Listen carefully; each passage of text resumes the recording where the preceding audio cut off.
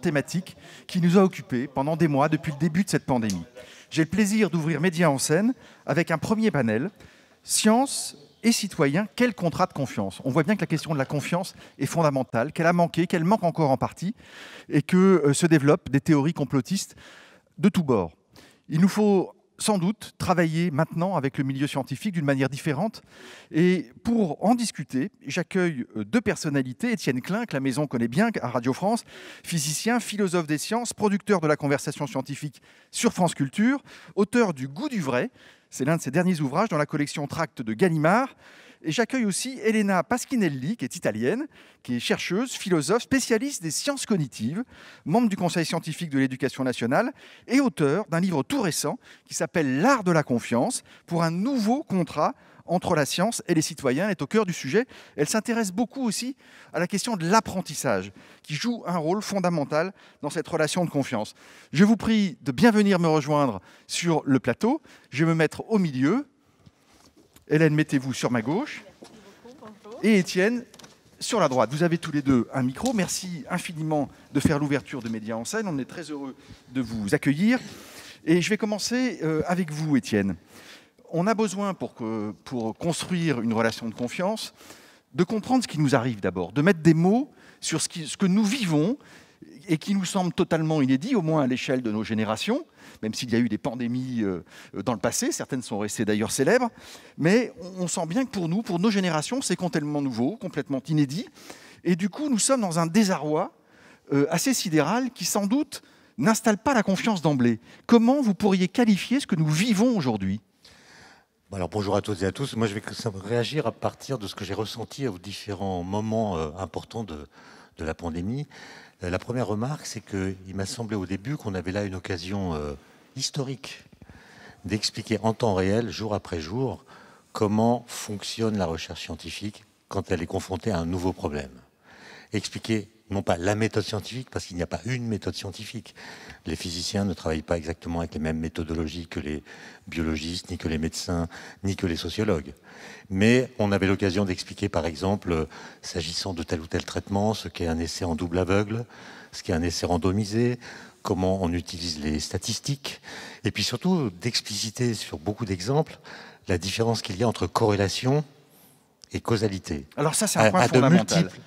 À de multiples reprises, j'ai entendu des gens confondre les deux. Vous pourriez le réexpliquer, Étienne ? Par exemple, on a dit au mois d'avril, je crois, il se pourrait que les fumeurs soient davantage protégés que les autres contre le coronavirus. Oui, j'ai entendu ça aussi. D'abord, c'était un conditionnel, ce qui est bizarre. Et puis, le jour même, j'ai vu que devant les bureaux de tabac, il y avait une queue anormalement longue. Des gens se sont mis à fumer en pensant que ça les protégerait du coronavirus. Autrement dit, c'est aussi faux que si vous disiez, sous prétexte qu'il y a des grenouilles après la pluie, que vous disiez il a plu des grenouilles.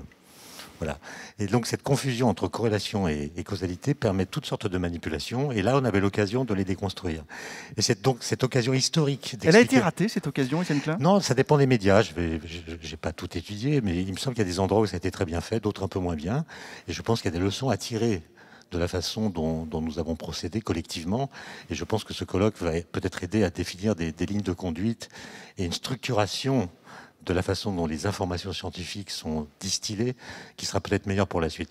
L'autre chose qui m'a frappé, c'est que on a confondu presque tout le temps la science et la recherche. La science, c'est des connaissances, et tout scientifique dira la même chose à propos de ces connaissances. Par exemple, il dira que l'atome existe, que la Terre est ronde, que l'univers observable est en expansion, que les espèces vivantes évoluent, etc. Par contre, ce corpus de connaissances qui a un rapport avec la vérité, pas la vérité avec un grand V, mais disons que la science est l'ensemble des bonnes réponses à des questions bien posées. Mais ce corpus de connaissances, il engendre des questions. La question est la mère de la réponse. Voilà, dont nous ne connaissons pas les réponses. Par exemple, est-ce qu'il existe une vie extraterrestre ? Est-ce que le neutrino est identique à son antiparticule ? On n'en sait rien. Et c'est pour ça qu'on fait de la recherche. Donc la recherche, ça va avec le doute, la science avec la connaissance, entre guillemets, vraie. Mais quand vous confondez les deux, l'idée de doute, qui est consubstantielle à la recherche, vient coloniser la science. Et on fait un raccourci, la science et le doute. Mais si la science et le doute, alors moi qui n'y connais rien, avec mon ressenti, mes croyances, mes connaissances, mes intuitions, mon ressenti, je peux faire du Trump et dire, moi je pense que, moi j'ai un instinct du virus, etc. Et ça... Et là on mélange tout. Voilà. Et l'autre point, c'est que la science est une aventure, et même la recherche, c'est une aventure collective. On fait des travaux, on a des résultats, mais avant de les distiller ourbi et torbi, par Twitter ou autre chose, on les discute avec des gens qui travaillent sur des questions semblables, qui s'intéressent à des questions voisines, et à la fin de ce qui peut apparaître parfois comme une controverse violente, on arrive à se mettre d'accord et à faire parler un bout du réel. Or là, non, on a laissé penser que la science était une aventure individuelle. On invite monsieur machin, monsieur professeur truc, et on assiste à beaucoup d'ego. Beaucoup d'ego, et il n'y a pas vraiment de débat, parce qu'un débat, vous savez, un débat, étymologiquement, c'est ce qu'il faut faire, c'est un mot du XIIe siècle, ce qu'il faut faire pour ne pas se battre. Ça veut dire... Ça, c'est très joli. Ça veut dire argumenter. Ça veut dire que déjà, dans le mot débat, il y a l'idée, en fait, d'une éthique du débat public. Et d'une politesse de l'esprit. D'une politesse de l'esprit et, du coup, d'une certaine forme de civilisation du débat. Absolument. Et nous, on a pratiqué plutôt des clashs, avec l'idée que les clashs valaient débat, alors que pas du tout. Et donc, il me semble qu'il va falloir réfléchir à tout ça et se méfier du fait que il y a une assez forte corrélation, d'ailleurs le mot là il est justifié, c'est pas une causalité, c'est une corrélation entre la militance et la compétence. C'est-à-dire que le fait d'avoir un avis tranché sur une question scientifique ou technologique, finalement dédouane de l'obligation et même de l'envie de s'instruire. Si on décale un peu le sujet, on prend par exemple la 5G, tout le monde a un avis sur la 5G, pour ou contre. Mais qu'est-ce que c'est que la 5G au juste ? Peu de gens le savent. On peut dire la même chose des OGM et de beaucoup d'autres sujets. Et donc, je pense que nous devons, et je pense qu'Elena va appuyer là-dessus, nous devons augmenter la connaissance que nous avons de nos connaissances. Nous savons tous que la Terre est ronde, mais nous ne savons pas dire comment on l'a su. Et de sorte que nous sommes fragilisés devant des gens qui contestent cette vérité avec des arguments qui s'empilent comme des millefeuilles. Ils sont tous faux, mais leur accumulation peut laisser penser qu'ils sont vrais. Alors, Elena Pasquinelli, il y a eu une occasion, comme l'a dit Étienne Klein, assez extraordinaire d'un débat à ciel ouvert sur les conditions de la recherche, de la science, précisément en essayant de faire la pédagogie de ce qui nous arrivait aussi, et de la méthode ou des méthodes scientifiques, puisque Étienne Klein les met au pluriel. Est-ce que vous diriez que cette occasion... comme Étienne, il semble assez mitigé, c'est-à-dire qu'à la fois c'est une occasion ratée, et peut-être que ce n'est pas fini, peut-être qu'on peut en tirer quelque chose au stade où nous en sommes, alors que nous sommes encore sous le coup de la crise. Absolument, merci et merci Étienne, c'était vraiment éclairant, comme toujours, brillantissime et très éclairant, j'adhère à tout ce que Étienne vient de dire, mais effectivement je suis un tout petit peu plus optimiste par rapport à ce qu'on peut encore tirer de cette crise, de positif, du point de vue de ce qu'on peut faire à un niveau pédagogique, et j'utilise ce terme dans un sens général, bien sûr à l'école, bien sûr dans les lieux d'apprentissage. Voilà, on peut préciser que vous avez beaucoup travaillé là-dessus, c'est-à-dire vraiment sur la façon dont on apprend, y compris aux enfants, un début de culture scientifique. Absolument. Il faut le faire sans doute au plus jeune âge, si on veut construire de la confiance. Exactement, et si on veut construire une confiance qui est une confiance éclairée, c'est-à-dire une confiance qui n'est pas un contrat en blanc qu'on signerait sans savoir qui est de l'autre côté du contrat, on revient à cette idée du contrat, mais qu'on signe parce qu'on a compris qu'est-ce que la science ? Et on a compris essentiellement quelques éléments fondamentaux de la nature de la science et de la démarche scientifique. Je suis cognitiviste, j'aime beaucoup repartir de nos bases cognitives. Et nos bases cognitives nous mettent en état, dès le plus jeune âge, tout petit, c'est pour ça qu'on peut commencer tôt d'ailleurs, de explorer, comprendre, s'expliquer le monde. L'enfant, il est curieux, il manipule, il se donne des explications. Ses goûts pour l'explication est en nous. Mais naturellement... C'est un moteur formidable. C'est un moteur formidable et c'est quelque chose qui nous habite toute notre vie. Là aussi, face à la Covid, face à l'épidémie, nous nous posons des questions, c'est ça. Nous cherchons des réponses. Nous ne pouvons ne pas le faire. Nous avons besoin aussi de cette sécurité qui donne une explication pour savoir où est-ce qu'on va dans le futur. Or, quand nous faisons tout cela, nous le faisons avec les moyens de bord que la sélection naturelle nous a fournis au cours des millions d'années, qui sont des bons moyens, parce qu'ils nous permettent de survivre dans certains environnements, mais qui sont insuffisants pour distinguer de façon précise, sophistiquée, fine, entre la corrélation et la causalité. En fait, un réflexe très rapide nous amène à inférer la causalité à partir d'une corrélation. Quand je lave les vitres, il pleut. Et immédiatement, on a l'impression que c'est fait exprès. Et même la corrélation, on a du mal à la réellement vérifier. Parce qu'il faudrait, on est tous paranoïaques. Il faudrait garder un carnet tous les jours pour voir s'il pleut ou pas quand je lave les vitres, s'il ne pleut pas quand je ne lave pas les vitres, etc. C'est compliqué même la corrélation pour nous. Donc on a ces moyens de bord sont limités. Alors historiquement, qu'est-ce qui s'est passé? Que notre espèce, qui n'a pas qu'une évolution biologique, mais aussi une évolution culturelle, s'est inventé petit à petit des outils. Et ces outils sont des outils qui vont contrôler ce genre d'erreurs qu'on fait, ce genre de biais, le fait de sauter tout de suite vers la corrélation, de sauter tout de suite vers la causalité. Et ce sont les outils de la science.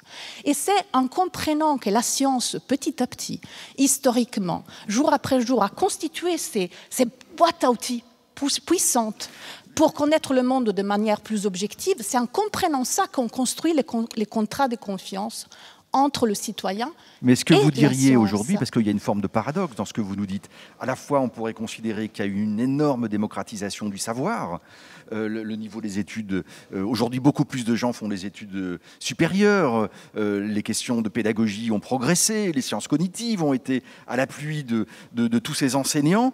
Et paradoxalement, on a le sentiment que soit on s'y prend mal, soit il y a un problème vraiment d'apprentissage dès le premier âge, ou les premiers âges, on va dire, soit on a un mal fou, et c'est quelque chose qui tient peut-être d'ailleurs au destin de ce que nous sommes, nous, êtres humains, c'est que nous avons du mal à vivre avec l'incertitude. Nous avons du mal à vivre avec l'incertitude, et ça, c'est certain. Nous pouvons faire plus. On peut faire mieux. On peut faire mieux pour éduquer cette génération. Nous avons créé, par exemple, la main à la pâte pour exploiter la situation, être en prise avec l'actualité. Il y a une fondation, la main à la pâte. Il y a une fondation, la main à la pâte, qui travaille précisément spécifiquement pour cette alphabétisation scientifique, dans le sens que je disais, non seulement les connaissances scientifiques qui sont extrêmement importantes, mais aussi la compréhension de la méthode scientifique, la nature de la science, le pourquoi la science donne des réponses que moi, individu, je ne peux pas donner parce qu'elles n'ont pas le même niveau de certitude, le même niveau de la même qualité. Mais je pense qu'aujourd'hui, on se trouve aussi dans une difficulté qui explique aussi d'autres difficultés qu'on remarque, c'est-à-dire que cette information à laquelle on a accès, c'est quelque chose de magnifique. Elle est bruyante. Elle est mélangée, elle arrive de partout, elle est très horizontale, elle est contradictoire. Pas hiérarchisée, souvent elle est contradictoire, et les citoyens lambda se trouvent perdus, et je pense que c'est ce que disait aussi Étienne, on se trouve perdus face à une cacophonie d'informations dans lesquelles il est très difficile de se faire une opinion. Et là, il y a une leçon de modestie aussi, qu'il faut instiller probablement dès l'école, probablement aussi via les médias, c'est-à-dire c'est difficile de juger une connaissance scientifique ou encore plus une recherche scientifique en train de se faire quand on n'a pas les connaissances nécessaires. Est-ce que vous diriez aussi que tous ces médecins ou chercheurs qu'on a entendus beaucoup sur nos plateaux, dans nos studios ou à longueur de colonne, ont parfois manqué de modestie ? Et ça c'est sûr, mais on en manque tous. Certains ont manqué de modestie, ou certains ont manqué, je pense, et Étienne a dit le mot avant, de concertation. C'est-à-dire qu'il y a un aspect de la science qu'il faut apprendre en tant que citoyen, mais il faut le voir à l'œuvre, effectivement, dans les médias, qui est celui que la science est une œuvre collective. On discute, on se met d'accord ou en désaccord, et on exprime son accord ou son désaccord, mais d'une façon qui est une façon civilisée et une façon pédagogique, en expliquant pourquoi on est d'accord, pourquoi on n'est pas d'accord sur cela. Mais après, il y a la modestie aussi du citoyen de dire, faire l'effort, et c'est ça notre esprit critique aussi à développer, faire l'effort de comprendre si je peux me faire confiance quand je vais juger une certaine information. Est-ce que j'ai les moyens aujourd'hui pour juger si cette information est correcte ou pas? Est-ce que je connais vraiment la méthode scientifique? Et pourquoi un me dit que le double aveugle est une méthode plus rigoureuse plutôt que le constat d'une simple corrélation? Si je ne le sais pas, il faudrait que je sois capable de dire, bon, je me fais une opinion, mais je reste un peu modeste. Pour l'instant, je ne vais pas me prononcer, je ne vais pas retweeter, par exemple, ou je ne vais pas faire un grand boucan sur les réseaux sociaux. Il est aussi question donc d'éthique personnelle. Étienne Klein, si on reprend le terme de notre discussion autour de qu'est-ce qui pourrait bâtir un contrat de confiance, Elena vient de nous dire l'importance des premiers âges, de la pédagogie, de la formation, à la culture scientifique, à la démarche même intellectuelle de la science. Ensuite, elle a appelé à la modestie aussi des scientifiques et des chercheurs, des médecins aussi, qu'on a beaucoup vus. Qu'est-ce qu'on peut ajouter pour essayer de sceller ce contrat de confiance, pour avancer ? Bon, moi je comprends l'optimisme d'Elena, mais je pense que cet optimisme doit s'accompagner d'un combat qui risque d'être une très très grosse bataille. Parce que vous dites, le citoyen, il est perdu. Mais en fait, oui et non, parce qu'il y a tellement de réseaux de communication différents, et j'inclus dedans les réseaux sociaux, qui ont aussi cette fonction d'une certaine façon, que finalement, des éléments qui sont complètement différents d'un point de vue cognitif, je veux dire connaissances, scientifiques ou non, croyances, commentaires, opinions, fake news, en fait, circulent dans les mêmes canaux. Et leurs statuts, qui sont sans hiérarchie, leurs statuts qui sont complètement différents, se contaminent mutuellement. C'est-à-dire, quand on a affaire à une connaissance scientifique, on se demande si elle n'est pas la croyance d'une communauté particulière. Quand on a affaire à une croyance, on se demande si elle ne porte pas, de façon trop largement ignorée, une vraie connaissance. Et puis, entre opinion et commentaire, vous voyez. Et donc, le citoyen que nous sommes les uns et les autres va se frayer un chemin, il va donner du sens à ce qu'il entend en choisissant des silos cognitifs qui vont l'enfermer. Et il va se faire sa vérité à partir de critères qui lui sont propres. Et là, je pense que c'est quelque chose... Mais pour sortir de ça, Étienne, est-ce qu'il ne faut pas justement souligner, du coup, l'importance d'une médiation, j'allais dire, et des médias à travers ça, par exemple, précisément essayer d'organiser cet espace. J'ai un exemple à vous donner. Quand il y a un sondage qui paraît, qui montre que les Français, majoritairement, se trompent sur une question qu'on peut objectivement trancher. Par exemple, c'est un sondage qui est fait tous les ans et qui montre à chaque fois le même résultat. Il y a entre 70 et 75% des Français qui pensent que le nucléaire produit des gaz à effet de serre et donc participe au changement climatique. On peut penser tout le mal qu'on veut du nucléaire, mais pas celui-là. Mais pas ça, d'accord. Et donc je ne comprends pas pourquoi, quand un tel sondage est publié, il n'y a pas une espèce de réaction des médias, notamment publics, qui viendraient expliquer pourquoi c'est faux. Et on ferait un cours sur l'effet de serre. Moi, j'ai interrogé des jeunes gens qui, il y a plus d'1 an, manifestaient dans Paris pour le climat, comme ils l'ont fait dans d'autres villes du monde, à l'invitation de Greta Thunberg. On a longuement discuté et j'ai été frappé par leur maturité politique.